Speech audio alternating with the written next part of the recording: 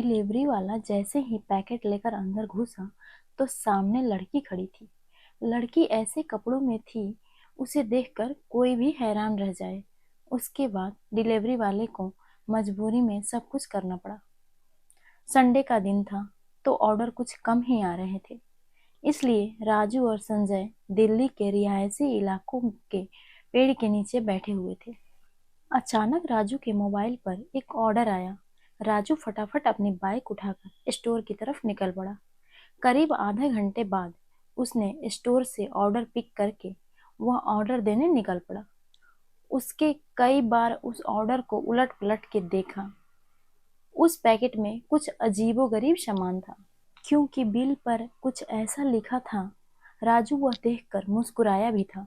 करीब करीब 15 minute bike पर चलने के बाद वह एक कोठी की तरफ बढ़ गया। ऑर्डर के पैकेट पर लिखे एड्रेस के अनुसार वह उसी कोठी के नीचे खड़ा था और बेल बजा दी। 5 मिनट तक कोई बाहर नहीं आया तो वह दोबारा बजाने की तरफ बढ़ा। अचानक अंदर से आवाज आई, अंदर आ जाओ। वैसे तो राजू हमेशा ऑर्डर गेट पर ही डिलीवर कर देता था, पर आज किसी ने पहली बार उसको घर के अंदर बुलाया था। वह संकोचवश कुछ सोच रहा था।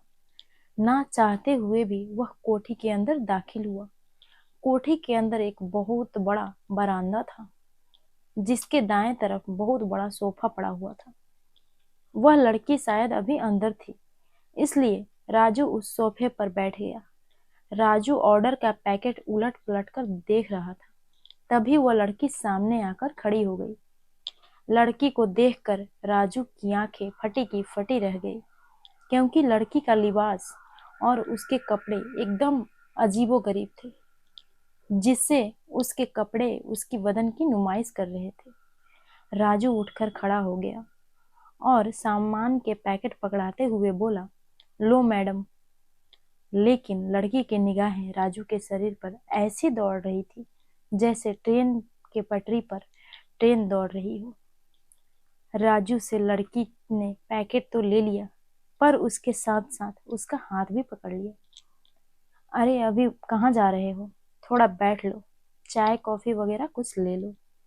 लड़की का वह वाक्य सुनकर राजू थोड़ा घबरा गया था, क्योंकि आज तक किसी ने राजू से इतनी प्यार से बातें नहीं की थी।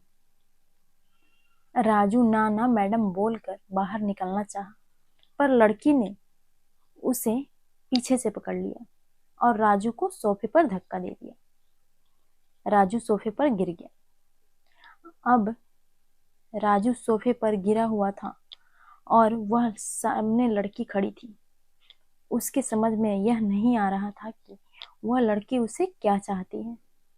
अचानक लड़की मुस्कुराई और मुस्कुराते हुए बोली, ऑर्डर तो डिलीवर कर ही दिया है, अब थोड़ा अपना प्यार भी डिलीवर कर दो। राजू ना मैडम बोलकर उठकर खड़ा हो गया। तब तक उसे लड़की ने गेट लॉक कर दिया। अब उसकी धमकी दे रही थी कि चुपचाप खड़े रहो, जैसे मैं कहती हूँ वैसे वैसे करते रहो, अगर किसी को कुछ बोला तो शोर मचा दूंगी। राजू मजबूरी में लड़की की हर बात मान रहा था और लड़की राजू से संबंध बना रही थी। करीब 10 मिनट तक वह लड़की राजू के साथ रही और फिर उठकर खड़ी हुई और बोली, अब तुम जा सकते हो। और हाँ, किसी को कुछ बताया तो देख लेना, सामने लगे कैमरे में तुम्हारी यह वीडियो कैद हो गई है, इसलिए हर दूसरे दिन मेरे घर पर जरूर आना और मुझे यूं ही प्यार देते रहना।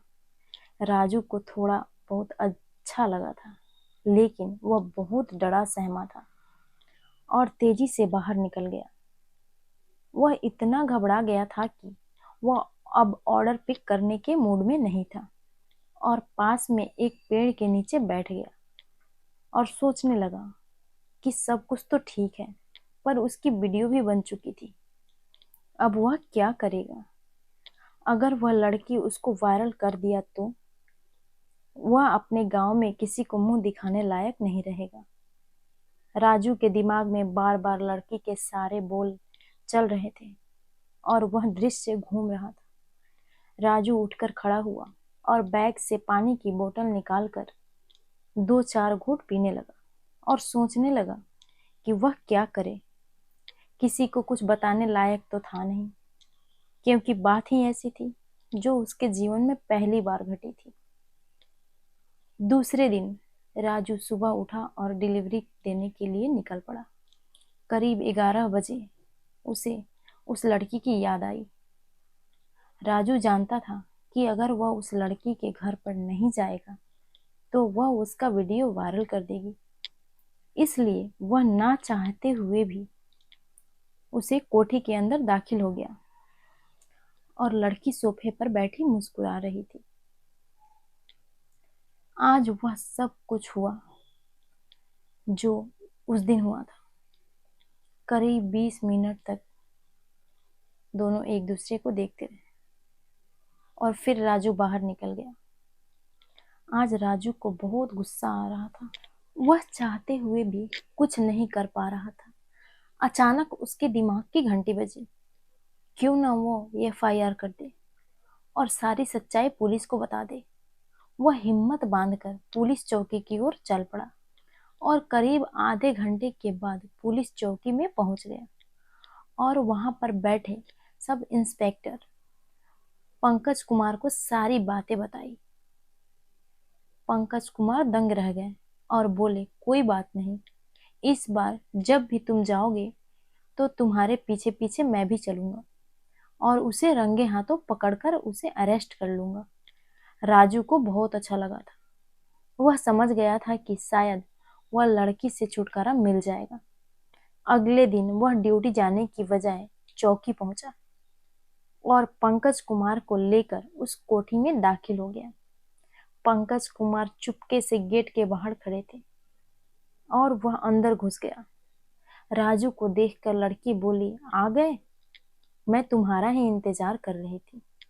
और फिर वह राजू को सोफे पर बिठा दिया और गंदे तरीके से अपने हाथ राजू के शरीर पे दौड़ाने लगी।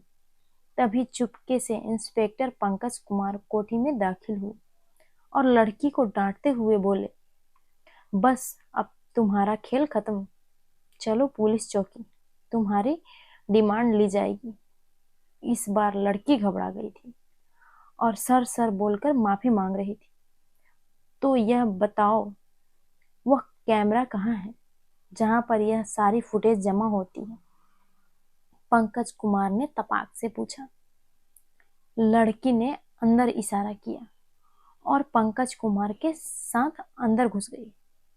वहां पर रखे एक छोटे से लैपटॉप को पंकज कुमार ने जब्त कर लिया और उस लड़की को लेकर थाने में जाकर बंद कर दिया और राजू के पीठ पर हाथ रखकर बोले, अब तो तुम आजाद हो और आगे से ऐसी घटना हो तो मुझे जरूर बताना। ऐसी ही कहानियाँ सुनने के लिए आप हमारे चैनल को सब्सक्राइब करें, वीडियो को लाइक करें। धन्यवाद।